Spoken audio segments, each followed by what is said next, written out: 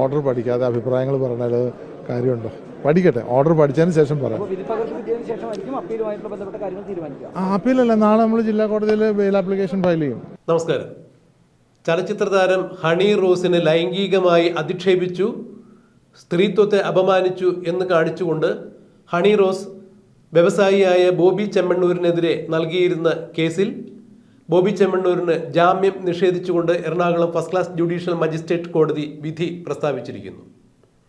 വിധി കേട്ടയുടനെ ബോബി ചെമ്മണ്ണൂർ കോടതി മുറിയിൽ തലകറങ്ങി വീഴുകയുണ്ടായി. അദ്ദേഹത്തെ അതിനുശേഷം ആശുപത്രിയിലേക്ക് മാറ്റി. ആശുപത്രിയിൽ വിദഗ്ധ പരിശോധനയ്ക്ക് ശേഷം അദ്ദേഹത്തെ എറണാകുളം സബ് ജയിലിലേക്ക് മാറ്റും എന്നുള്ളതാണ് മനസ്സിലാക്കാൻ കഴിയുന്നത്. സ്ത്രീത്വത്തിന് നേരെ ദ്വയാർത്ഥ പ്രയോഗങ്ങൾ ഉയർത്തുകയും ഹണി റോസിൻ്റെ ശരീരഭാഷയെക്കുറിച്ചും അവരെ കാണുമ്പോൾ തനിക്ക് കുന്തി ദേവിയെയാണ് ഓർമ്മ വരുന്നത് എന്നിങ്ങനെയുള്ള അഭിപ്രായങ്ങളും അവരെ ലൈംഗികപരമായി അധിക്ഷേപിക്കുന്ന തരത്തിലുള്ള അഭിപ്രായ പ്രകടനങ്ങളും നടത്തി എന്ന് കാണിച്ചുകൊണ്ട് തന്നെയാണ് ഹണി റോസ് പോലീസിൽ പരാതി നൽകിയിരുന്നത്. മുഖ്യമന്ത്രി പിണറായി വിജയനെ കണ്ടും ഹണി റോസ് തൻ്റെ സങ്കടം ബോധിപ്പിച്ചിട്ടുണ്ടായിരുന്നു. മുഖ്യമന്ത്രി നേരിട്ട് DGPയെ വിളിക്കുകയും DGP ADGPയെ വിളിക്കുകയും സിറ്റീസ് പോലീസ് കമ്മീഷണറെയും എറണാകുളം SP-യെയും എല്ലാം വിളിച്ച് കൃത്യമായ കാര്യങ്ങൾ പറയുകയും ചെയ്തതിൻ്റെ അടിസ്ഥാനത്തിലാണ് ഇന്നലെ വയനാട്ടിലെ തൻ്റെ റിസോർട്ടിൽ നിന്നും ബോബി ചെമ്മണ്ണൂരിനെ പോലീസ് അറസ്റ്റ് ചെയ്തത്, ഇന്ന് കോടതിയിൽ ഹാജരാക്കിയതും. Ernakulam first class judicial magistrate കോടതി ബോബി ചെമ്മണ്ണൂരിൻ്റെ ജാമ്യം തള്ളുമ്പോൾ കുറച്ച് അധികം വ്യവസ്ഥകൾ തന്നെയാണ് മുന്നോട്ട് പറഞ്ഞിരുന്നത്.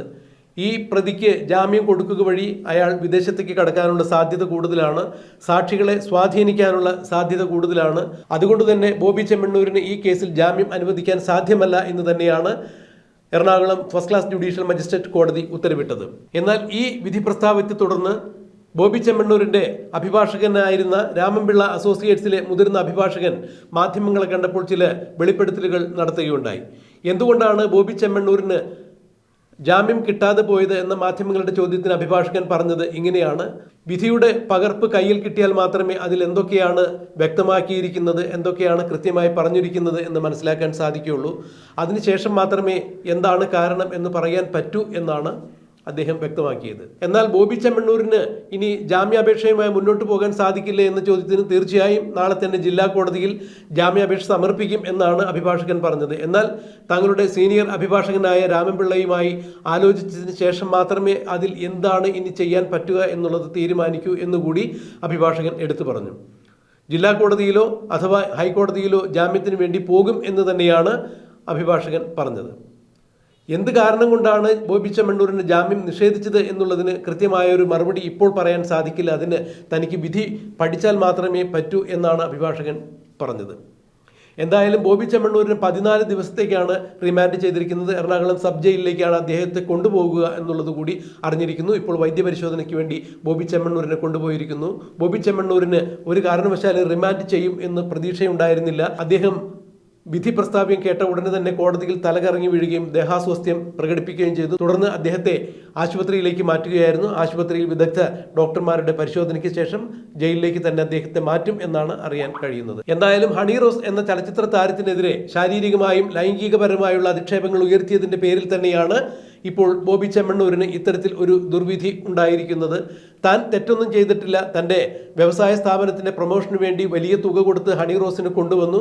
അങ്ങനെ ആ വേദിയിൽ തമാശ രൂപേണ ചില പദങ്ങൾ പറഞ്ഞു. അതിന് ദ്വയാർത്ഥ പ്രയോഗത്തിൻ്റെ ഒരു ശൈലി ഉണ്ടായിരുന്നു. പക്ഷേ ഒരു കാരണവശാലും ഹണി റോസിനെ അധിക്ഷേപിക്കണം എന്ന് താൻ ഉദ്ദേശിച്ചിട്ടുണ്ടായിരുന്നില്ല. ഒരു കാരണവശാലും അങ്ങനെ ഒരു ഉദ്ദേശമുണ്ടായിരുന്നില്ല. ഏതെങ്കിലും തരത്തിൽ ഹണി റോസിന് അത്തരത്തിലൊരു ബുദ്ധിമുട്ടുണ്ടായിട്ടുണ്ടെങ്കിൽ താൻ മാപ്പ് പറയുന്നു എന്ന് ഇന്നലെ സാമൂഹ്യ മാധ്യമങ്ങളിൽ വന്ന് ബോബി ചെമ്മണ്ണൂർ പറയുകയുണ്ടായി. എന്നാൽ ഈ മാപ്പ് പറച്ചിൽ നേരത്തെ ആകാമായിരുന്നല്ലോ. തൻ്റെ മാനേജർമാർ വഴി താൻ ബോബി ചെമ്മണ്ണൂരിന് താക്കീത് ചെയ്തിട്ടും അതിന് ശേഷവും ബോബി ചെമ്മണ്ണൂർ തന്നെ അധിക്ഷേപിക്കുന്ന തരത്തിലുള്ള പരിപാടികളുമായി മുന്നോട്ട് പോവുകയായിരുന്നു. അതുകൊണ്ട് ഈ മാപ്പ് ഇനി സ്വീകരിക്കുന്നില്ല എന്ന് തന്നെയാണ് ഇന്നലെ ഹണി റോസ് വ്യക്തമാക്കിയത്. അതിനുശേഷം തന്നെയാണ് Honey Rose Ernakulam first class judicial magistrate കോടതിയിലെത്തി രഹസ്യമൊഴി നൽകിയത്. ഈ രഹസ്യമൊഴിയെ തന്നെയാണ് ഇപ്പോൾ ബോബി ചെമ്മണ്ണൂരിന് ജാമ്യം കിട്ടാതിരിക്കുവാൻ ഇടയാക്കിയത് എന്നുകൂടി നിയമവൃത്തങ്ങൾ ചൂണ്ടിക്കാണിക്കുന്നു.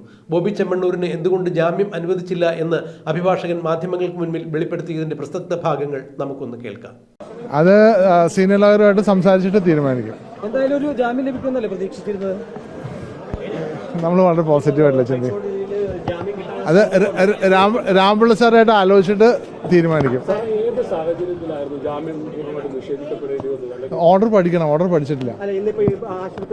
എന്തൊരു ശാരീരിക അസ്വസ്ഥതകൾ കാണിക്കുന്നുണ്ടല്ലോ, ആശുപത്രിയിൽ കൊണ്ടുപോകണമെന്ന് ആവശ്യപ്പെട്ട് നമ്മൾ അല്ല അത് ആശുപത്രിയിലെ ഡോക്ടറും അല്ലെങ്കിൽ ജയിൽ സൂപ്രണ്ടും എല്ലാം തീരുമാനിക്കേണ്ടത്. നമ്മളിപ്പോൾ ആവശ്യപ്പെട്ടിട്ടുണ്ടോ? ഒന്നുമില്ല, ദേ വിൽ ടേക്ക് കെയർ. അതിനകത്തൊന്നും നമ്മുടെ ഒരു ഇന്റർഫിയറൻസിന്റെ ആവശ്യമില്ല. ഏത് ജില്ലയിലേക്കാണ് മാറ്റുന്നത്? ഇവിടെ സബ് ജയിൽ എറണാകുളമായിരിക്കും.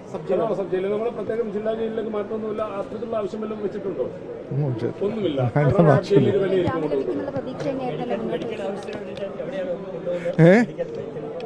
അറിയില്ല, അതെല്ലാം അഡ്മിനിസ്ട്രേഷൻ ചെയ്യേണ്ട കാര്യങ്ങളല്ലേ, നമ്മുടെ കയ്യിലല്ലല്ലോ ഇത്തരം കാര്യങ്ങൾ ഇരിക്കുന്നത്. പ്രധാനമായി വാദങ്ങൾ ഉന്നയിച്ചിരുന്നത് ജാമ്യം ലഭിക്കാവുന്ന കേസാണ് എന്ന് തന്നെയല്ലേ പ്രധാനമായി വാദിച്ചിരുന്നത്? തീർച്ചയാണ്. അല്ലേ, നമ്മൾ ആ ഓർഡർ പഠിച്ചാലല്ലേ നമുക്ക് അതിനെക്കുറിച്ച് കൃത്യമായ. ജാമ്യം കിട്ടുമെന്നുള്ള പ്രതീക്ഷയിലായിരുന്നോ ഇതിന് മുന്നോട്ട് പോയിരുന്നത്? ഞാൻ വളരെ ഒരു ശുഭാപ്തി വിശ്വാസിയാണ്, എന്നും ശുഭാപ്തി വിശ്വാസിയാണ്. അതല്ല സാറേ, ഈ പ്രോസിക്യൂഷൻ പല ഘട്ടങ്ങളിൽ പറഞ്ഞിരുന്നു ബോബി ചെമ്മണ്ണൂരിന് ജാമ്യം കൊടുക്കരുത്, അത് സമൂഹത്തിന് തെറ്റായ സന്ദേശം നൽകുമെന്ന് പറഞ്ഞിരുന്നു.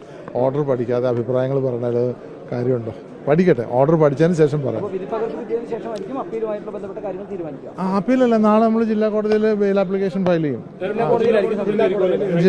അത് രാംപിള്ള സാറാണ് തീരുമാനിക്കേണ്ടത്. രാംപിള്ള സാർ സീനിയേഴ്സുമായിട്ട് ആലോചിച്ചതിന് ശേഷം നമ്മൾ തീരുമാനിക്കും. അല്ല, അത് സാറുമായിട്ട് ആലോചിച്ചതിന് ശേഷം തീരുമാനിക്കും.